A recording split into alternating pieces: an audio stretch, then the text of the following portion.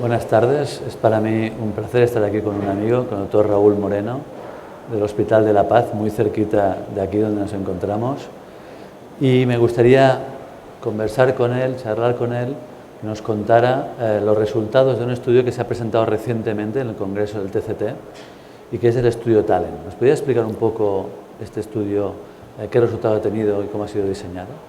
Sí, el estudio Talent es un estudio aleatorizado que compara dos stents que están actualmente disponibles en el mercado. Uno es el stent Science, liberador de Verolimus, con el stent Supraflex, que en España tiene el nombre de stent AIMA.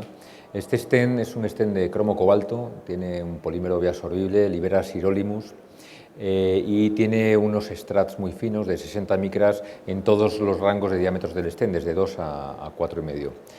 El estudio Talent es un estudio que incluyó 1.435 pacientes, un estudio aleatorizado con un diseño de no inferioridad, cuyo endpoint primario fue la combinación de muerte cardíaca, infarto relacionado con el vaso tratado o revascularización de la lesión tratada guiada por isquemia. Los resultados más importantes son que el parámetro primario de valoración no mostró diferencias significativas entre los dos dispositivos. Fue una incidencia a los 12 meses del 4,9% con el stent Supraflex y el 5,3% con el stent Science. Y en cuanto a los endpoints secundarios, hay que destacar que la tasa de trombosis probable o definitiva fue muy baja en los dos brazos, 0,8% en el Supraflex, 0,9% en el Science, y la tasa de revascularización del vaso tratado es el único endpoint secundario que mostró diferencias significativas, que hubo una tasa del 1,2% con Supraflex y del 3,1% con el Science. Muy bien. Estamos hablando ya de stents de 60 micras, que ya no los definen como de thin strats, sino de ultra thin strats. ¿Tú crees que esta diferencia entre 80 micras que puede tener el Science, 60 micras en la clínica, se nota?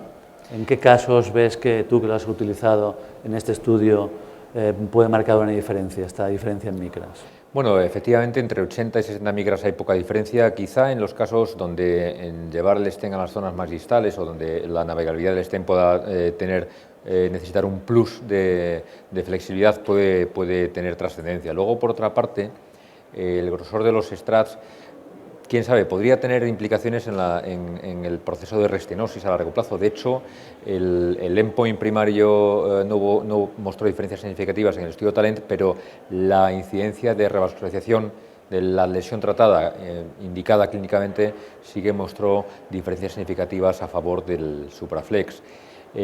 Quizá podríamos pensar que puede haber cierto compromiso en otros aspectos como el recoil, etcétera, pero atendiendo a datos clínicos esto no fue así, porque los datos clínicos no han mostrado que haya más incidencia de revascularizaciones. De hecho, hubo menos en el brazo de Supraflex en comparación con el Science.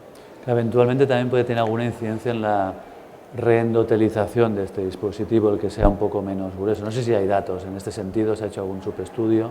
Sí, ¿o se piensa hacer? posiblemente tenga relación con una endotelización más precoz, aunque sí que es cierto que en este estudio en concreto la tasa de trombosis probable o definitiva fue muy baja. Esto es importante tener en cuenta, por ejemplo, que en este estudio fue un estudio donde se incluyeron todo tipo de pacientes, independientemente de la situación clínica. Se incluyeron pacientes con infarto con elevación del ST, sin elevación del ST, y con todo tipo de lesiones angiográficas. Se incluyeron, por ejemplo, pacientes con oclusiones córnicas completas, se incluyeron pacientes con restenosis intrastent, también con lesiones en puentes de safena. Es decir, teniendo en cuenta todo este contexto clínico y angiográfico, la tasa de trombosis fue muy baja en los dos brazos del estudio. Muy bien, pues muchas gracias, creo que ha sido muy aclarador y creo que habrá gustado a la audiencia. Gracias. Muy bien, gracias, Manel.